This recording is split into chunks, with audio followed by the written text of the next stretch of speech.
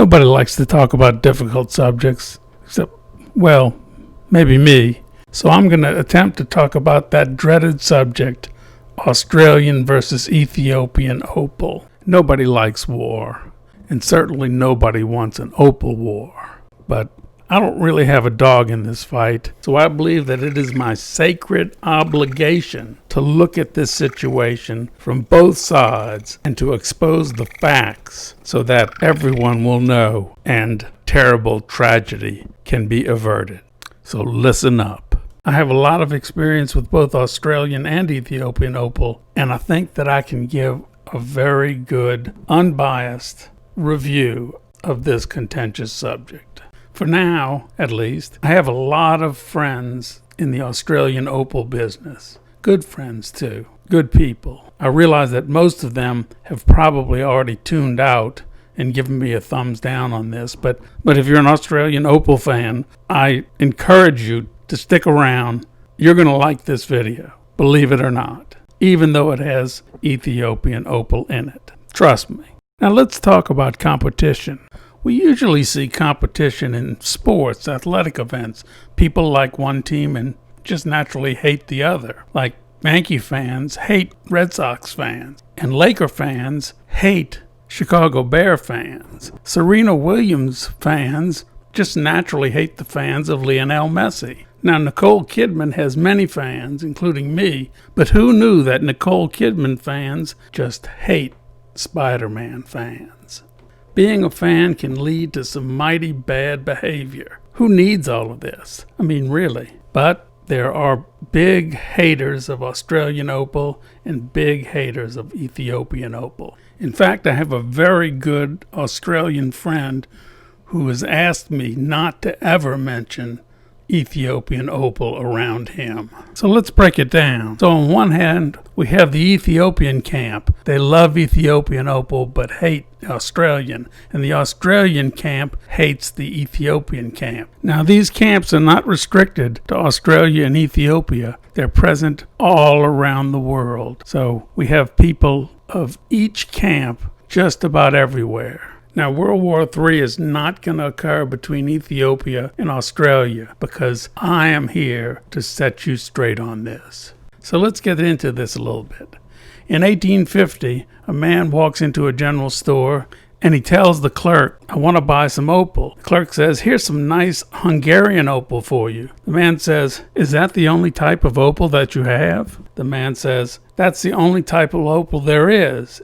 It's the best in the world. Hungary is the opal capital of the world and has been for nearly 1,000 years. Heck, that Roman guy, Mark Antony, he tried to buy a really nice piece of Hungarian opal for Cleopatra back in the day. And you know Cleopatra, or you wish you knew her." So the man says, "I'll take a half a pound." Small note for you looking for Hungarian opal today. It's not in Hungary anymore. It's in Slovakia. Well, time passes, and around 1925 or so, a man walks into a store and asks to buy some opal. The clerk says, "Well, here's some nice Australian opal." The man says, "I really wanted some Hungarian opal. Do you have any of that?" The clerk says, "Sorry, fella, there's not much Hungarian opal around. Australia is the opal capital of the world. This stuff is better than the best Hungarian opal ever."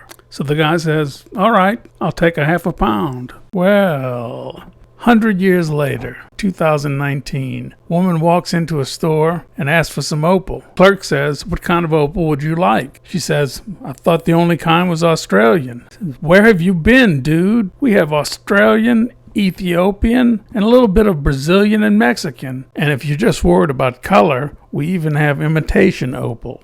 So she says, "I really want the real stuff. Which one is the best?" Clerk says, "Listen, pal, we buy opal from lots of people and we like to keep them all happy. I don't know which is best, and if I did, I wouldn't tell you." She says, "Well then, which is the cheapest?" Clerk says, "Ethiopian." She says, "I'll take half a kilo." There is controversy in the world of opal, and even competition, I'd say. But no one seems to want to recognize the 800-pound gorilla in the room. And that gorilla is Ethiopian opal. People talk about it a lot, but not very much on YouTube.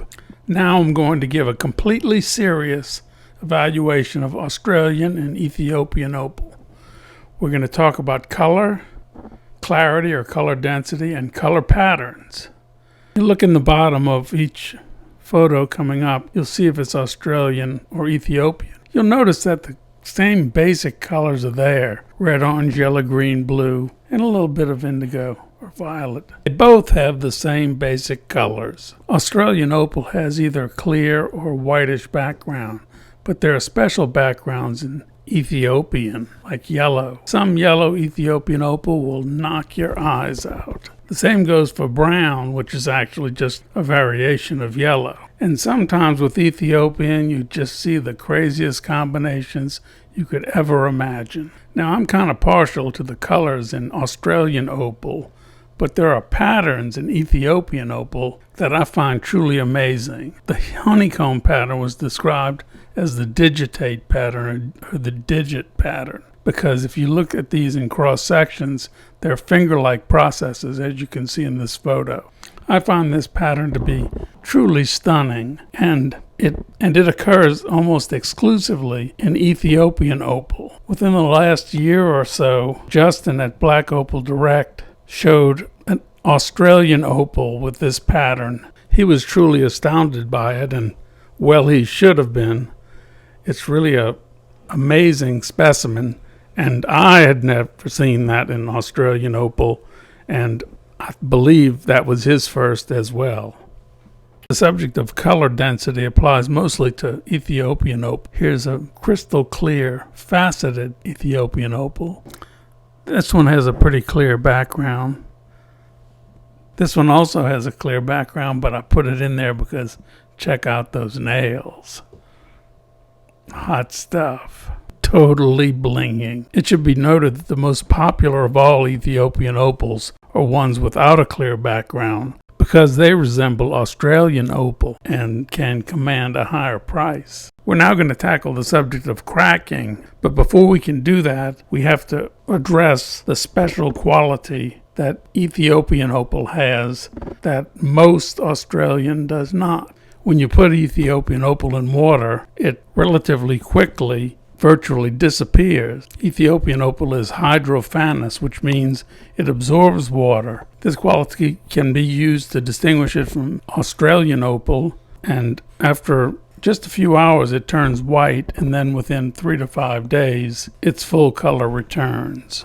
Probably the most disturbing of all things for an opal cutter: cracks. These are understandable. Heavy equipment, lighter equipment, and our old friend that goes boom in the night or the day.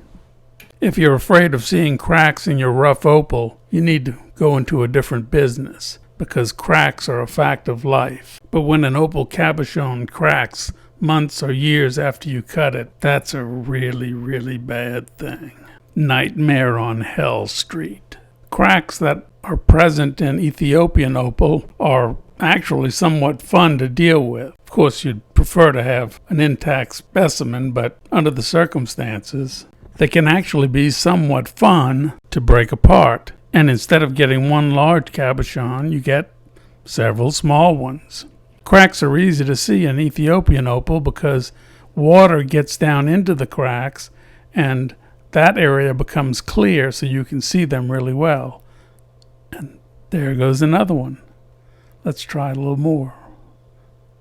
There it is. So cracking is not ideal in any opal, and I should point out that the majority of Ethiopian stones don't have cracks, and certainly not this many. So I put these clips in the video because I thought you'd like to see it. I know you'd like to see it because it's really fun to do. Small opals have to come from somewhere. So now I'm going to talk about beauty, pricing, and perhaps most importantly, long-term value of opal. The beauty of opal determines its price, whether it's Australian or Ethiopian. Australian opal has long-term value, heirloom quality. But that doesn't necessarily mean that Ethiopian opal is worthless, particularly if you're not really investing. All of these opals you see here, all this opal jewelry, was designed, cut, and set by me and was once a part of my personal collection, except for this one. Low-grade opal is very important because it sells the most of all opal. This clear material is low-grade Ethiopian opal. This is Australian white opal. Although it's low grade, it is a huge seller and probably accounts for a significant percentage of the world opal market. While we watch this little montage, I thought I'd let you know that as far as value goes, Australian opal is between 3 and 10 times more valuable than Ethiopian per carat. It's time for the moment you've all been waiting for, the opal report card. The first category is cracks when you first get the opal in the rough.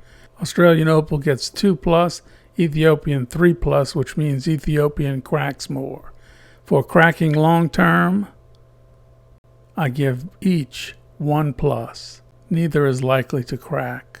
Absorbing water, Australian doesn't absorb water, and Ethiopian readily absorbs water. Beauty, at the low end, slightly lean toward Australian, 2+ to 1+. Beauty on the high end, I give them both 4+. They can be equally beautiful in the high end. For storage, Australian can be stored wet or dry. Ethiopian must be stored dry. As far as price goes, Australian opal is very expensive, and Ethiopian is not that expensive.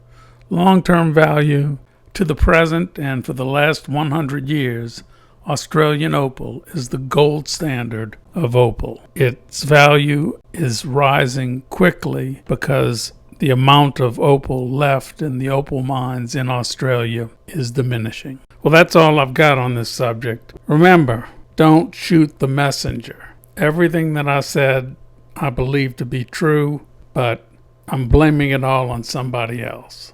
I'll tell you who next time.